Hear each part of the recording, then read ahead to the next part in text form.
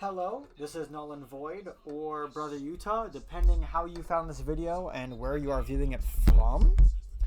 I am going to be showing a little tutorial today on how I go about creating a summonable minion that has a pseudo AI. This will in this video you will learn how to create a projectile, how to give that projectile the ability to turn around on its own, and how to give a projectile a chase animation. I will be going off of a already pre-made projectile summon and walking you through as to why I did what I did and how it works. So for the first one, we'll be going over a very simple summonable minion. For this minion, you want to have created an idle timeline, a walk timeline, a chase timeline, and however many action timelines you choose to have. For this character, I gave them a single strike. So, to start, when creating a summon, you will want to have these three local variables. These are mandatory. You want a move integer, a flip integer, and a flipped boolean. I will go into further explanation as to why you need those right now. So, when creating a minion, immediately it is important to start every single timeline with a clear player hit flag.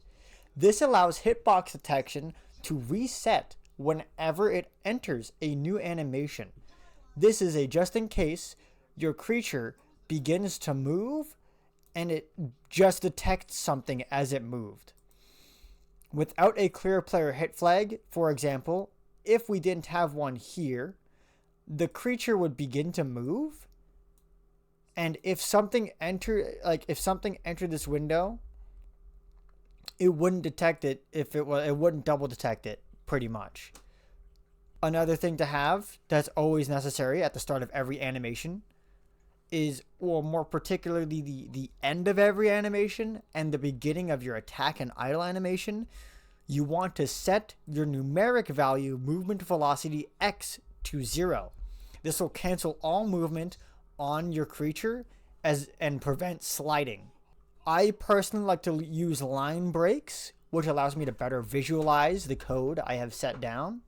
And now this is where stuff begins to get real technical. So, we will be using the move variable only in the beginning idle animation. This allows us to grant a movement opportunity to our creatures. So, I like to set mine to a base of 10, so it gives it a solid percentile chance.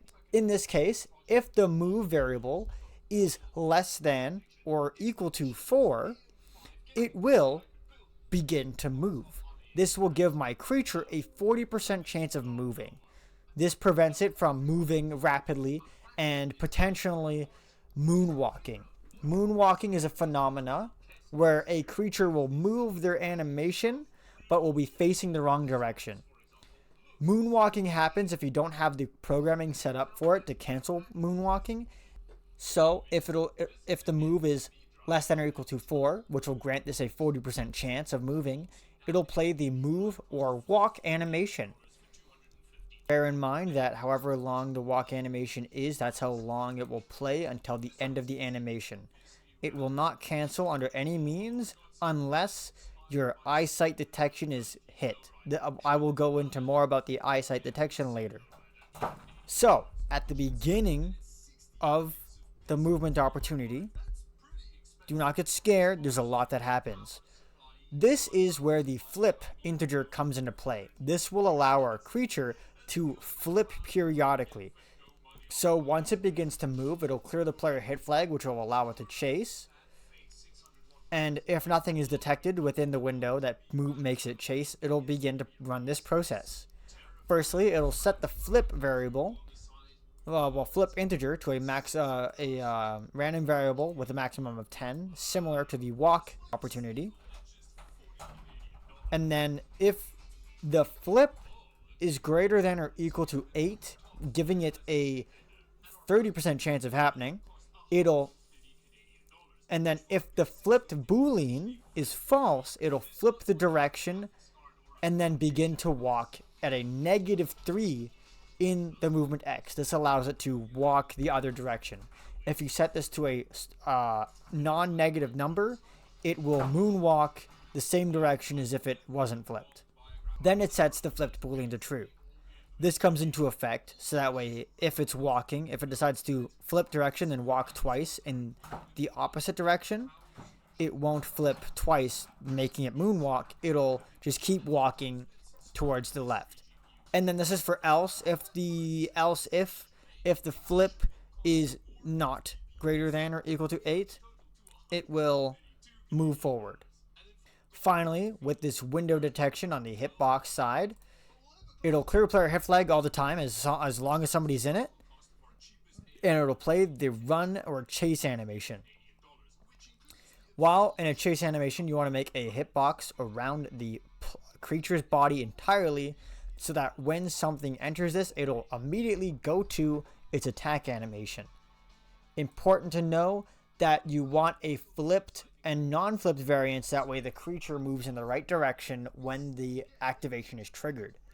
Finally, for the attack, you want to set the movement velocity to 0. This way it won't slide into its attack and keep moving. And then you can have it as long as you want, but it's also important to have a clear player hit flag here so that way this attack actually registers on the opponent.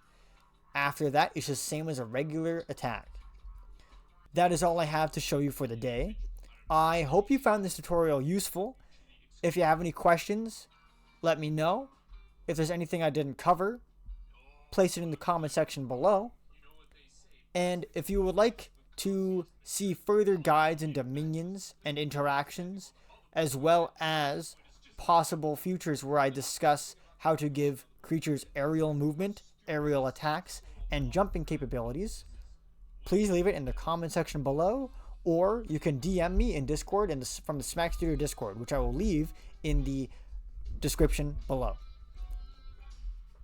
Thank you for watching. If you like this video, please give it a like. And if you want to see more from me, please don't feel afraid, subscribe. Till next time, see you then.